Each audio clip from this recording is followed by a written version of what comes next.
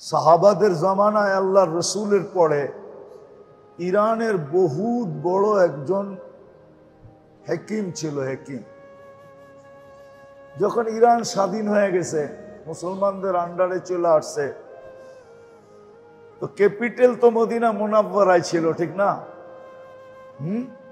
আর রাজধানীতে থাকতে সবাই ভালোবাসে, ঠিক না? এই জন্যই তো প্রবাদ বাক্য বানাইছে, যদিও হয় কহর না ছাড়িও শহর, ঠিক না? তো মদিনা ক্যাপিটাল ছিল। তো ইরানের সবচেয়ে বড় ডাক্তার আইসা মদিনা মুনাওয়ারায় ক্লিনিক খুলছে। ভাবছে ব্যবসা কি হবে, যেন সারা মুসলিম জগতের লোক এখানে আসে, ক্যাপিটালে আসে, দারুল খেলাফত এখানে, আমিরুল মোমেনিন এখানে থাকে। কিন্তু দিন যায়, সপ্তাহ যায়, মাস যায়, একজন রুগীও আসে না। ইরানে তো আসতো 2-4 জন, এইখানে একজনও। তো জিজ্ঞেস করছে, ভাই তোদের রোগ নাই কেন? তো বলছে, এটা তো বলতে পারবো না।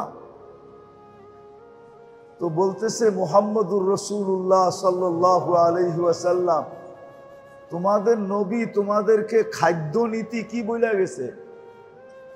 তো বলছে, এটা বলতে পারবো। কেননা শরীরের সমস্ত রোগ ছড়ায় কিন্তু পেটের থেকে। কিসের থেকে? কিসের থেকে? নাইলে আপনি চর্বিওয়ালা গোশত কোন জায়গায় দিছেন? হ্যাঁ, আচ্ছা, পেট আর হার্ট কত দূরে? দূরে না? এইখানে হইল পেট, স্টোমাক, এইখানে হইল হার্ট, দূরে না? আরে কমসে কম 1 বিঘা দূরে তো। হ্যাঁ, ঠিক তো? আচ্ছা, হার্টের সাথে কি স্টোমাকের কোন যোগসূত্র আছে? বলো কে ওইখানে ডাক্তার থাকলে? কিন্তু ডাক্তাররা নিষেধ করে কেন? বেশি চর্বি খায়েন না, হার্টের ভিতরে ব্লক হবে, ঠিক না? আপনি যদি বলেন বেটা পেট কই, স্টোমাক কই আর হার্ট কই, এটার লগে ওইটার লগে কোন দিক দিয়ে যোগসূত্র আছে? হার্টের সম্পর্ক হইল রক্তের সাথে, ঠিক না? ওইখানে রক্ত ঢোকে, ওইখান থেকে সারা শরীরে রক্ত সাপ্লাই হয়। আর স্টোমাকের সম্পর্ক হইল আমি যা খামু ভিতরে ঢুকাইবো, আর সব দিরে পিসা পাইসা যা রাখার দরকার রাখবো, বাকি সব আউট করব, ঠিক না? দুটার ফাংশনই তো ভিন্ন, ঠিক না? এইটা খাইলে ওইটা নষ্ট হবে কেন? আপনি তো যুক্তি দিয়ে এটাই বুঝাইতে চাবেন, ঠিক না? কি কিন্তু আসলে রোগ ছড়ায় কোত্থেকে? কিসের থেকে? আল্লাহর রাসূল খাদ্যের মূল নীতি বলছে, তাইলে তোমার শরীর সুস্থ থাকবে। বলছে মূলনীতি কি? আল্লাহ বলছে, সাহাবারা বলতেছে, শোনো, আমাদেরকে বলছে লা তাকুল হাত্তা তাজু, কঠিন খিদা না লাগলে খায়ও না। কঠিন খিদা না লাগলে, মনে হয় বোঝেন নাই। হ্যাঁ, রামগ নীতি কি? কি নীতি? যা পাও কি বলছে, যতক্ষণ পর্যন্ত কঠিন খিদা না লাগে খায়ও না। লা তাকুল হাত্তা তাজু, আর যখন খাও ওয়া ইযা আকালতা লা তাশবা, আর যখন খাও তো পেট ভরা খায়ও না। আমরা তো পেট ভরা খাই, তারপরও কি ভরা খাই, ঠিক না? হ্যাঁ, তারপরও মাঝে মাঝে অনেকজনরে দেখি লাড়াচাড়া দিয়ে একটু জায়গা করতে পারি কিনা, কেননা চাটা তো রয়ে গেছে, ঠিক না? কি হাসানের জন্য বলি না, একটু লাড়াচাড়া দিয়ে দেখি একটু জায়গা হয় কি না, চাটা তো রয়ে গেছে। যখন এই কথা শুনাইছেন তো বলছে, আরেকটু খুলা বলো, বুঝলাম না, পেট ভরা খায়ও না মানি? আমাদের নবীজি বলছেন, খাওয়ার আগে পেটকে 3 ভাগে বিভক্ত করো, 1 ভাগ পানি দিয়ে ভরা ফেলো, পানিটা আগে খাও, খায়া আগে এক ভাগ ভরে নাও, আরেক ভাগ খাদ্য দিয়া বড়, আরেক ভাগ খালি রাখো। তো ওই বেটায় কইতেছে মা তারাক্তালি শাইআন ফিত তিব্বি, তাইলে তো তোমাদের নবীজি ডাক্তারি করার জন্য আমার জন্য কিছু রাইখাই যায় নাই। আর আসলে আল্লাহর কাছ থেকে নেওয়ার একটা মাধ্যম, সবার কাছ থেকে নেওয়ারই একটা মাধ্যম থাকে। মাধ্যম না থাকলে কারো কাছ থেকেই কিছু নেওয়া যায় না। নেওয়া যায় কি? ভিক্ষুক তো ভিক্ষার সাজে আসলে দিবেন, ঠিক না? আর ভিক্ষার সাজে না আসলে কি বলবেন? দিবেন? কি বলবেন? ওই মিয়া মজাক করতে আসছো, তোমারে তো ভিক্ষুকই মনে হয় না, ঠিক না? আইলা প্যারাডো দিয়া এখন হাত পাততেছো, 2 টাকা দেন। কি বলেন? আল্লাহর কাছ থেকে নেওয়ারও এক মাধ্যম আল্লাহ দিয়া দিছে, যে মানুষ যেন আল্লাহর কাছ থেকে নিতে পারে। আর আমাদের আল্লাহর কাছ থেকে নেওয়া সবচেয়ে বেশি দরকার। কেন? আল্লাহ নিজেই বলছেন আনতুমুল ফুকারা, তোমরা ভিক্ষুক, তোমরা মুহতাজ, মুখাপেক্ষী। কার কাছে? ইলাল্লাহ, আল্লাহর কাছে। তাহলে আমরা ভিক্ষুক, নিয়েই চলতে হবে। নিয়া ছাড়া চলা যাবে নাকি? না আপনি বলবেন আল্লাহর দরকারই নেই, আমি চলবো। বলতে পারেন, হয়তো চলতেও পারেন, শুধু বলতে পারেন না, কিছুদিন চলতেও পারেন, ঠিক না? চলে না মানুষ যারা আল্লাহকে স্বীকারই করে না, ওরা চলে না? না চলে না? বলবেন আমাদের চেয়ে ভালো চলে, ঠিক না? হ্যাঁ, এটাও আল্লাহ সুযোগ দিছে বিদায় চলে। আল্লাহ বলছে তোমাকে সুযোগ দিছি, ইলা আজালিন মুসাম্মা, নির্দিষ্ট সময় পর্যন্ত তোমাকে সুযোগ দিছি, চলো যেমন খুশি তেমন চলো, যেমন খুশি তেমন সাজো, কিচ্ছু বলবো না। কেউ বলতে গেলেও আল্লাহ কঠোরভাবে যদি বলতেও যায়, তাও আল্লাহ নিষেধ করছেন লাস্তা আলাইহিম বিমুসাইতির, বলবেন তো কি ভালো মতে বলবেন, দারোগার মতো বলবেন না। কি কি দারোগা বোঝেন? আল্লাহ নবীজিকে বলছেন লাস্তা আলাইহিম বিমুসাইতির, আপনাকে দারোগা বানায় পাঠাই না, দারোগার মতো বলবেন না। বলবেন তো সুন্দরভাবে বলবেন। এই জন্য মুসা আর হারুন আলাইহিস সালামকে আল্লাহ পাঠায় ফেরাউনের কাছে বসে কুলা লাহু কাওলান লাইয়িনা, নরম ভাবে বলবেন, গরম ভাবে বলবেন না। তো যেটা বুঝাইতেছিলাম যে আল্লাহকে না মাইনো চলন যায়, চলতে পারবে, কিন্তু নির্দিষ্ট সময় পর্যন্ত। তারপর ওটাও বলে দিয়েছেন, তারপর কাঠগোড়ায় ফাইন্নাকুম মুজরিমুন, তোমরা সব আসামি, আসামি হিসাবে দাঁড় করাবে। আমি যেটা বুঝাইতে চেয়েছি, আল্লাহর কাছ থেকে নেওয়ার জন্য আল্লাহ মাধ্যম দিছেন, আর আমাদেরকে আল্লাহর কাছ থেকে নিয়েই চলতে হবে।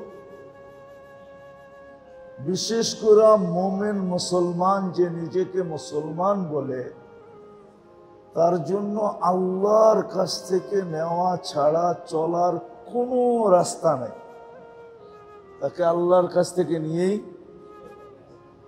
চলতে হবে। এই চলার জন্যই আল্লাহ মাধ্যম দিছেন। মাধ্যম কি দিছেন এটাই বুঝাইতে চাইতেছি, যে যত বেশি মনোযোগী হব, চুপচাপ হব, নিজেকে শূন্য মনে করে শুনতে থাকবো, তো আস্তে আস্তে আমার দিলের ভিতরে গাঁথতে থাকবে। দিলের ভিতরে আস্তে আস্তে গাঁথতে থাকবে, আল্লাহ গাঁথায়া দিবে। তখন আল্লাহ আস্তে আস্তে শুধু গাঁথায়া দিবে না, আল্লাহ আপনার আমার ভিতরে যোগ্যতা তৈরি করবে। কি যোগ্যতা তৈরি করবে? তখন দেখা যাবে ইনশাআল্লাহ একদিন আসবে, একদিন আসবে, একদিন আসবে, একদিন আসবে, চাইতে দেরি পাইতে দেরি হবে না, 2 রাকাত পড়তে দেরি কাজ হতে দেরি হবে না। একদিন ওই যোগ্যতা চলে আসবে, আল্লাহ যোগ্যতা সম্পূর্ণ বানায় দিবে।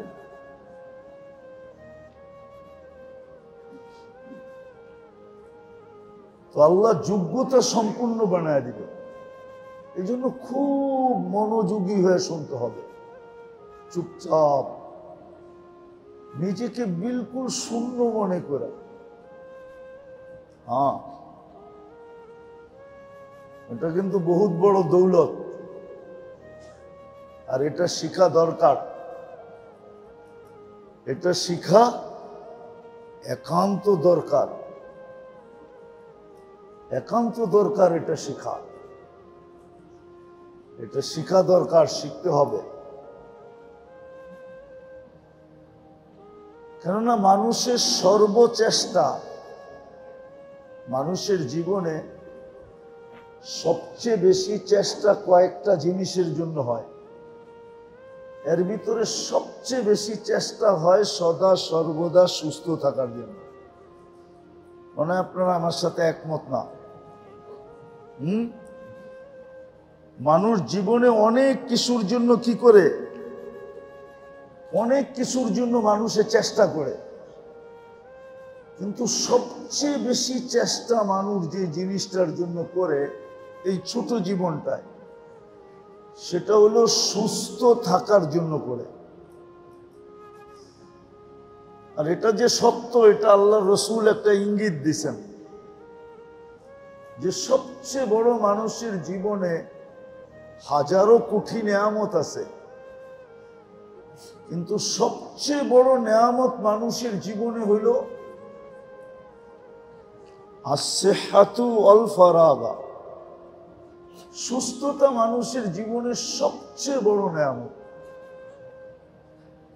যদিও মানুষ এটা মানে না, উপলব্ধিও করে না, খুব কম করে। যদি করত তাহলে তো আল্লাহ রসুল সাল্লাল্লাহু আলাইহি ওয়াসাল্লামের আরেকটা কথাও ছিল, যে ফাক্তানিম সিহহাতুকা ক্বাবলা মারাদিকা। সুস্থতার মূল্যায়ন করো, কদর করো। কদর কি? কদর বোঝেন? মূল্যায়ন বোঝেন? মূল্যায়ন করো, কদর করো। ক্বাবলা মারাদিকা, রোগে আক্রান্ত হওয়ার পূর্বে সুস্থতাকে বড় কদর করো, মূল্যায়ন করো, বড় দাম দাও, বড় সুরক্ষিত করো, বড় হেফাজত করো, বড় চোখে চোখে রাখো, বড় যত্ন করো, বড় সেবা করো। কিন্তু এটা খুব কম করে। তো আমাদের এই ছোট জীবনটায় হাজারো নেয়ামতের ভিতরে সবচেয়ে বড় নেয়ামত যেটা, সেটা হলো সেহত, সুস্থতা। শরীরের যেরকম সুস্থতার দরকার, এরকম রুহের সুস্থতা এর চেয়ে কোটি গুণ বেশি দরকার। আমি দেখাইতেছি আপনাদেরকে, অল্প সময় ধারাবাহিকভাবে যখন চলবে, আর আজকে গরমও চলতেছে, এসিও তেমন কাজ করতেছে না, বিদায় লম্বাও হবে না। কথার সূত্র এক জায়গায় আইনা কথাকে গুছায় ফেলবো। শরীরের অসুস্থতা মানুষকে যতটুকু ক্ষতি না করে, রুহের অসুস্থতা মানুষকে এর চেয়ে কোটি গুণ বেশি ক্ষতি করে।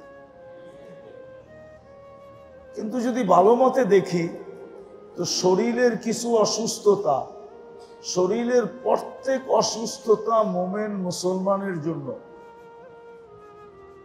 এটা কল্যাণ বয়া নিয়ে আসে, দুনিয়ার জন্য না, আখেরাতের জন্য। যেমন একটা হাদিস দেই, আমিনুল মারিদি তাসবিহুন, এটা হাদিসে কুদসি, আল্লাহ নিজে বলেন অসুস্থ ব্যক্তি মুসলমান যখন আহ আহ করতে থাকে তো আহ এর বিনিময়ে তাকে সুবহানাল্লাহ পড়ার সওয়াব দেওয়া হইতে থাকে। আমিনুল মারিদি তাসবিহুন সিয়াহাতুহু তাহলিলুন, যখন সহ্য না করে চিৎকার দিতে থাকে তখন লা ইলাহা ইল্লাল্লাহ পড়ার সওয়াব দেওয়া হইতে থাকে। তাকাল্লুবুহু আন যামবিন ইলা যামবিন, এপাশ ওপাশ যখন করতে থাকে তো কান্নাহু ইয়াকতুলুল আদু, সে যেন দুশ্মনের বিরুদ্ধে লড়ার সওয়াব পাইতে থাকে। আবার সুস্থ অবস্থায় যে আমলগুলার অভ্যস্ত ছিল, অসুস্থতার কারণে করতে পারতেছে না,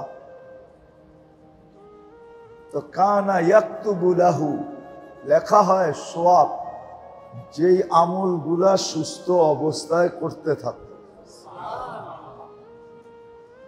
যখন সুস্থ হয় তখন এরকম সুস্থ হয় কায়াউমিন ওয়ালাদাতহু উম্মু, তার মা যেন তাকে এই মুহূর্তে জন্ম দিল। এটা তো একটা হাদিস। আবার অনেক শারীরিক অসুস্থতা আছে, অনেক শারীরিক অসুস্থতা আছে যেটা মানুষের জন্য শাহাদাতের মালা পর্যন্ত টাইনা নিয়ে আসে। যেমন যেই ব্যক্তি ডায়রিয়ায় মারা গেল, তার মৌত কিন্তু শাহাদাতের হলো।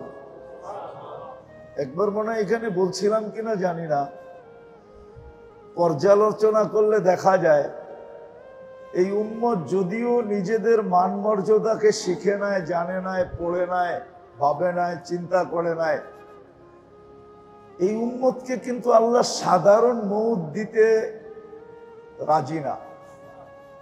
সাধারণ মৌত দিতে বলবেন এটা আবার কোত্থেকে বললেন, কিভাবে বুঝলেন? আচ্ছা, সাধারণ মৌত দিতে যদি রাজি হইতেন তাহলে শাহাদাতের প্রকার 56টা রাখতেন না, একটা দুটা হইতো ঠিক না, তিনটা চারটা হইতো ঠিক না, পাঁচটা ছয়টা হইতো, নাইলে 10টা 20টা হইতো ঠিক না। প্রকার কয়টা? 56টা। হ্যাঁ, 56 শুধু শাহাদাতের প্রকার। তাইলে এতগুলা প্রকার দেওয়ার মানেই হইল আল্লাহ মনে হয় চান না যে উম্মতে মুহাম্মাদি সাধারণ মৌত মরুক। আর আমার বিশ্বাস ইনশাআল্লাহ আমরা দেখব, একদিন দেখব যে বহুত মানুষকে আমরা সাধারণ বইলা কবর দিছি। কি বইলা?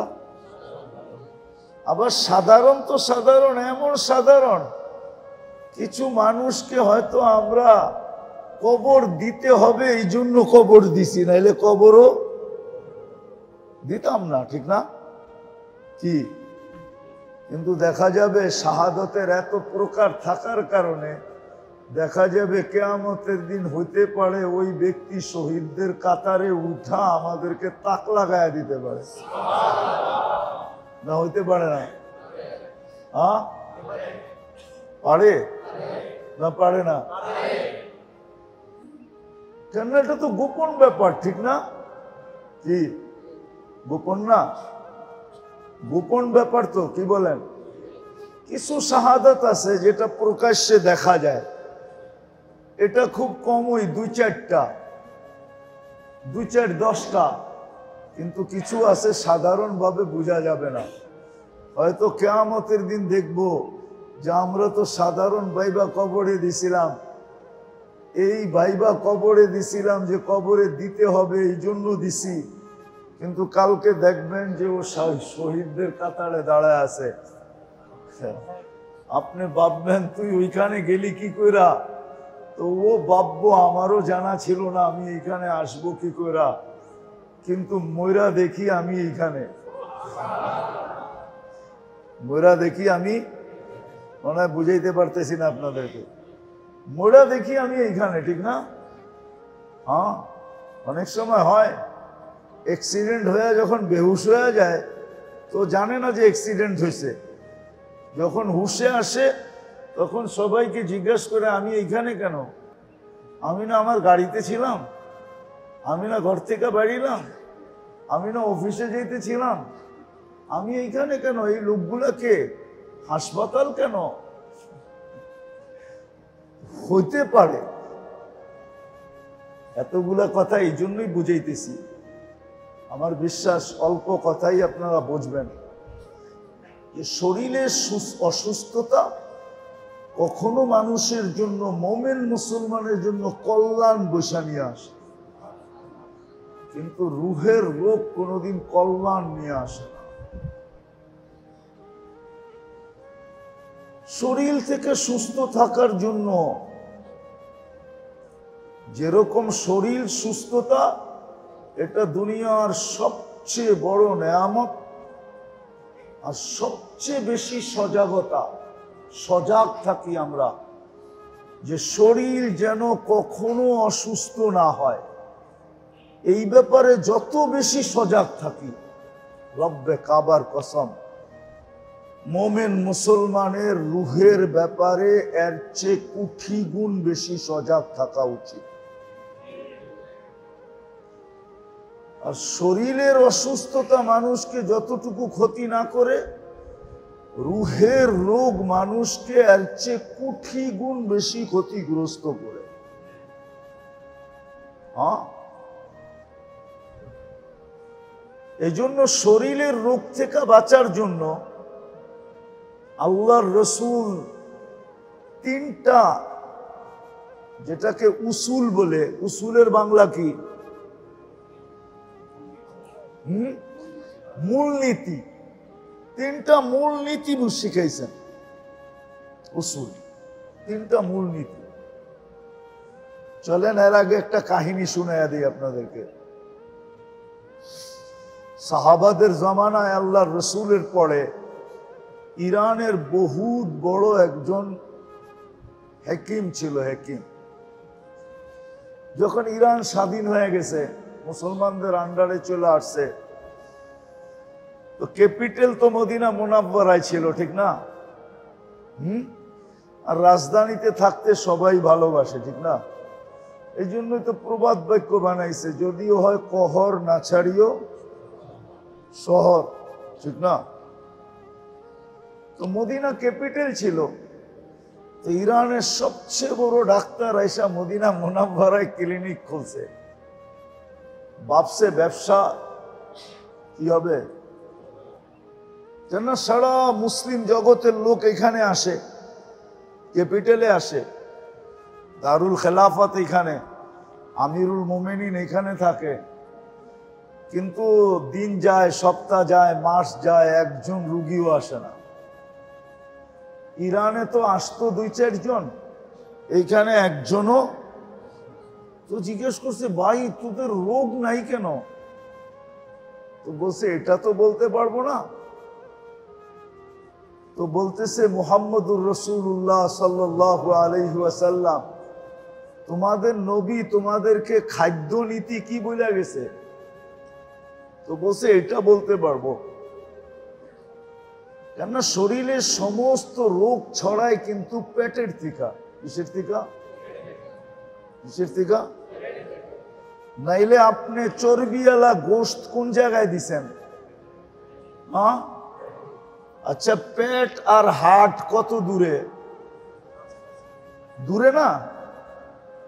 এইখানে হইল পেট, স্টোমাক, এইখানে হইল হার্ট, দূরে না?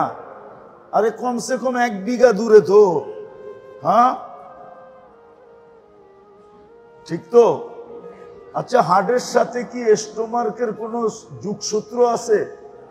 বলো কে ওইখানে ডাক্তার থাকলে? কিন্তু ডাক্তাররা নিষেধ করে কেন? বেশি চর্বি খায়েন না, হার্টের ভিতরে ব্লক হবে, ঠিক না? আপনি যদি বলেন বেটা পেট কই, স্টোমাক কই আর হার্ট কই, এটার লগে ওইটার লগে কোন দিক দিয়ে যোগসূত্র আছে? হার্টের সম্পর্ক হইল রক্তের সাথে, ঠিক না? ওইখানে রক্ত ঢোকে, ওইখান থেকে সারা শরীরে রক্ত সাপ্লাই হয়। আর স্টোমাকের সম্পর্ক হইলো আমি যা খামু ভিতরে ঢুকাইবো, আর সব দিলে পিসা পাইসা যা রাখার দরকার রাখবো, বাকি সব আউট করব, ঠিক না? দুটার ফাংশনই তো ভিন্ন, ঠিক না? এটা খাইলে ওইটা নষ্ট হবে কেন? আপনি তো যুক্তি দিয়ে এটাই বুঝাইতে চাবেন, ঠিক না? কি কিন্তু আসলে রোগ ছড়ায় কোত্থেকে? কিসের থেকে? আল্লাহর রসুল খাদ্যের মূল নীতি বলছে, তাইলে তোমার শরীর সুস্থ থাকবে। বলছে মূলনীতি কি? আল্লাহ বলছে, সাহাবারা বলতেছে শোনো, আমাদেরকে বলছে লা তাকুল হাত্তা তাজু, কঠিন খিদা না লাগলে খায়ও না। কঠিন খিদা না লাগলে, মনে হয় বোঝেন নাই। হ্যাঁ, রাম্য নীতি কি? কি নীতি? যা পাও কি বলছে, যতক্ষণ পর্যন্ত কঠিন খিদা না লাগে খায়ও না। লা তাকুল হাত্তা তাজু, আর যখন খাও ওয়া ইযা আকালতা লা তাশবা, আর যখন খাও তো পেট ভরা খায়ও না। আমরা তো পেট ভরা খাই, তারপরও কি ভরা খাই, ঠিক না? হ্যাঁ, তারপরও মাঝে মাঝে অনেকজনরে দেখি লাড়াচাড়া দিয়ে একটু জায়গা করতে পারি কিনা, কেননা চাটা তো রয়ে গেছে, ঠিক না? কি হাসানের জন্য বলি না, একটু লাড়াচাড়া দিয়ে দেখি একটু জায়গা হয় কি না, চাটা তো রয়ে গেছে। যখন এই কথা শুনাইছেন তো বলছে আরেকটু খুলা বলো, বুঝলাম না, পেট ভরা খায়ও না মানি? আমাদের নবীজি বলছেন খাওয়ার আগে পেটকে 3 ভাগে বিভক্ত করো, 1 ভাগ পানি দিয়ে ভরা ফেলো, পানিটা আগে খাও, খায়া আগে 1 ভাগ ভরে নাও, আর 1 ভাগ খাদ্য দিয়া ভরো, আর 1 ভাগ খালি রাখো। তো ওই বেটায় কইতেছে মা তারাক্তালি শাইআন ফিত তিব্বি, তাইলে তো তোমাদের নবীজি ডাক্তারি করার জন্য আমার জন্য কিছু রাইখেই যায় নাই। ও মেরে দোস্ত, আমি লম্বা করবো না, কারণ আমি একটু বরগুনা যাব তো এই রাত্রেই, আর ধারাবাহিকভাবে যখন চলতে থাকবে দোয়া করেন যাতে সুস্থ থাকি, আসতে পারি, আল্লাহ কিছু কথা বলার তৌফিক দেয়। যে আশা নিয়ে আসতেছি ওই আশা পুরা হয়, একটা মাহল যেন, পরিবেশ যেন এখানে তৈরি হয়। আসল উদ্দেশ্য হলো একটা পরিবেশ তৈরি করা, একটা পরিবেশ তৈরি করা।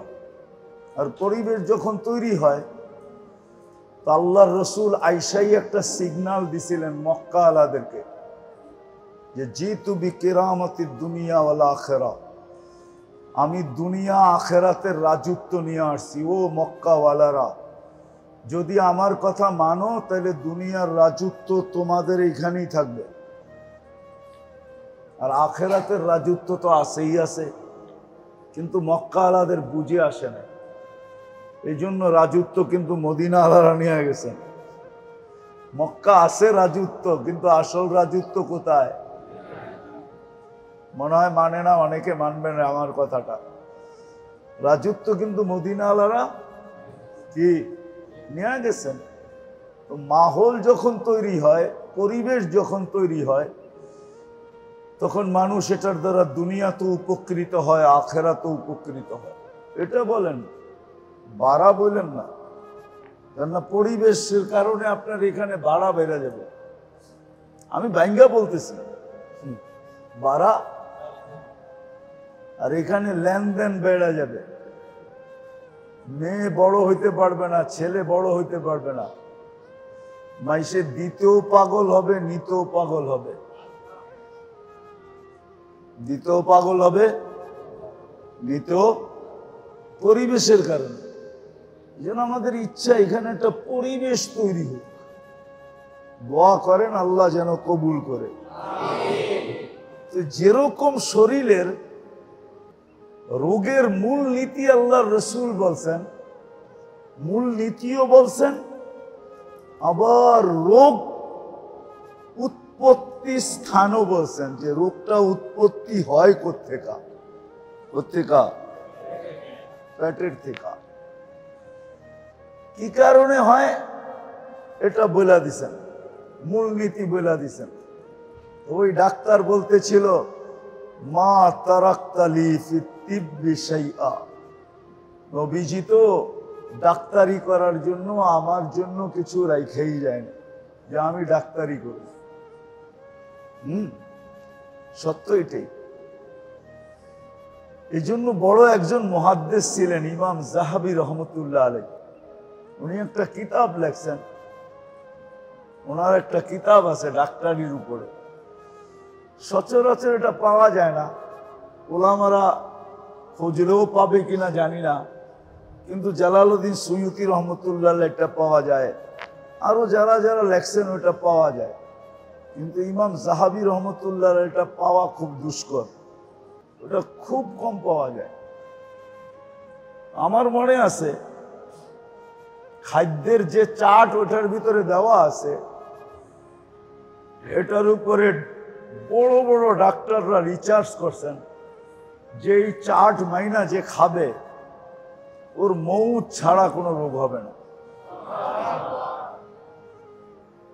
একটা চার্ট দেওয়া আছে ওইখানে, আল্লাহ রসুল কিসের সাথে কি মিলে খাইতেন না। আল্লাহ রসুল শুধু রুহানি ডাক্তার হয়ে আসেন না, শারীরিক ডাক্তার হয়েও আসেন। আপনি জানেন না যে আল্লাহ রসুল কি জিনিস? একটা ছোট উদাহরণ দিলে বুঝতে পারবেন আপনি। আল্লাহ রসুল উম্মতকে না করছে অর্ধেক ছায়ায় অর্ধেক রোদে দাঁড়ায়ও না, নিষেধ। অর্ধেক ছায়া দাঁড়ানো নিষেধ, নিষেধ করছে, দাঁড়ায়ও না। আপনি বলবেন দাঁড়াইলে কি হবে? আল্লাহ রসুল কারণও বলে দিছে, হইতে পারে জীবনের কোন পর্বে তুমি প্যারালাইসিস হবে, আর কোনোদিন ভালো হবে না। জীবনের কোন পর্বে তুমি প্যারালাইসিস হয়ে যাবে, আর কোনোদিন তুমি ভালো হবে না, ভালো হওয়ার কোনো চান্সেস নাই। এটা এই জন্য নাই, কোনোদিন তুমি আর ভালো হবে না। এই জন্য দাঁড়াইলে পুরা ছায়ায় দাঁড়াও, নাইলে দাঁড়াইলে পুরা রোদ্রে দাঁড়াও, অর্ধাঅর্ধি না।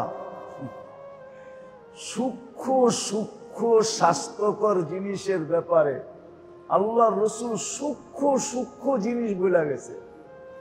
আমাদের ভিতরে এগুলা চর্চা তো নাই, আলোচনা নাই, এগুলা বলা হয় না, শোনা হয় না, আর কেউ শুনতেও চায় না। এটার জন্য লম্বা সময় চাই, তাহলে এক একটা করে খুলা খুলা খুলা খুলা খুলা বলা যায় যে আল্লাহ রসুল পুঙ্খানু ভাবে আমাদেরকে বলে দিয়ে গেছে। পুঙ্খানু বলে দিয়ে গেছে। যাকে লম্বা করতেছি না, শর্টে যেটা বুঝাইতেছিলাম। আর আত্মার রোগের মেন স্থল হলো দিল। কি দিল। দিল যেরকম শরীরের রোগ সব খাওয়ার থেকে হয়, কি কি খাওয়ার থেকে হয়, খাওয়ার থেকে হয় সব রোগ। এই জন্য খাদ্যের মূলনীতি বলে দিছে, পানাহারের মূলনীতি বলে দিছেন, পানাহারের মূলনীতি বলে দিছেন, খাওয়ার মূলনীতি বলে দিছেন। শরীরের রোগ হয় পেটের থেকে, আর মূল স্থান হইল পেট, সব হয় খাওয়ার কারণে। কি আপনারা একদিন দেখেন, এই যা খান না 10-12 পদ বৈশা একবারে, গোশতও খাইলেন, মাছও খাইলেন, সবজিও খাইলেন, সব একটার ভিতরেই তো ঢুকাই, ঠিক না? কি না, ভিতরে আলাদা আলাদা পার্ট আছে, একটার ভিতরে, ঠিক না? সবগুলা চিনির চামচে 4 চামচে উঠায়া এক এক চামচ লইয়া একটা পাত্রের ভিতরে ঢাইলা এটারে গুলবেন, মিশ্রণ করবেন। তারপরে শেষমেশ যে চা খাইলেন, বাকি বুরহানি না খায়, কি আরো তো কত কিছু, লাচ্ছি সাচ্ছি, ঠিক না? ওডি যে খান ওডি একটু ডাইলা দিয়ে আধা ঘন্টা রাইখা দিয়া দেখেন এটার ভিতরে ব্যাকটেরিয়া কিরম তৈরি হয়। ওই উকিলের শব্দে কইলাম আর কি, ব্যাকটেরিয়া তৈরি হইতেছে, উকিল সাহেব বলেছে তো, দেখেন ব্যাকটেরিয়া কেমনে তৈরি হয়, যেটাকে বিজ্ঞানের ভাষায় ব্যাকটেরিয়া বলে। দেখেন ওটার কালার কিরকম হয়, পেটের ভিতরে যেহেতু এরকমই হয়, ঠিক না? এই জন্য আল্লাহ রসুল বড় সতর্ক করছেন।